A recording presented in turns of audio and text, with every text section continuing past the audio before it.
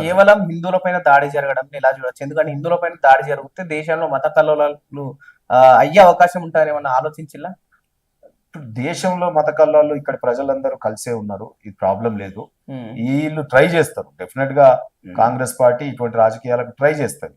So కానీ దాని వాళ్ళ ఆటలు సాగవు. ఇప్పుడు దేశం చాలా అడ్వాన్స్ అయిపోయింది. ఇప్పుడు మనం ఈ సంఘటన ఏంటంటే పిలిగ్రిమ్స్ అక్కడ, నేను మళ్ళీ మళ్ళీ చెప్తున్నా, అనార్మ్డ్ పీపుల్స్ ఎంజాయ్ చేయడానికి వెళ్ళినటువంటి వాళ్ళు, ఒక హానీమూన్ కో పిల్లల హాలిడేస్ ఇద్దరు తెలుగు వాళ్ళు తెలుగు వాళ్ళు ఉన్నారు. ఏపీ సో ఆ ఏరియా కూడా ఏంటంటే అక్కడ ట్రాన్స్పోర్ట్ కొంత ఇది ఉంది.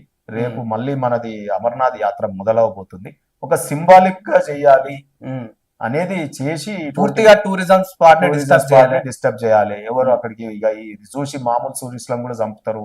ఇంతకుముందు ఏంటంటే ఆర్మడ్ వాళ్ళనే సెక్యూరిటీ వాళ్ళ మీదనే దాడులు ఉండేది. కానీ వీళ్ళు పిరికి పంద చర్య సామాన్య ప్రజల మీద. ఎవడైనా ఇప్పుడు నీకు ఒక మెంటల్ రోడ్ మీద వాడికి రాయిస్తే వాడు ఎవరిని కొడతాడో తెలియదు. అట్లా ఇది ఒక మెంటల్ చర్య తప్ప ఇది ఈ తీవ్రవాద చర్యని ప్రపంచ దేశాలన్నీ కూడా ఖండిస్తున్నాయి. సో రేపు మోడీ వచ్చినారు, చాలా సీరియస్ యాక్షన్ ఉంటది. నాదైతే ఒపీనియన్ ఒకటే, ఇప్పుడు ఆ పాకిస్తాన్ ఇప్పుడు 3 ముక్కలు అయిపోతుంది, రెడీ ఉంది. మనం ఇజ్రాయెల్ ఎట్లయితే పాలస్తీనాకు ఎంటర్ అయ్యి ఏర్పడేసిందో, మనం కూడా పాకిస్తాన్ లో ఎంటర్ అయిపోయి ఏర్పడేయాలి. ఆ రకంగా జరుగుతుంది.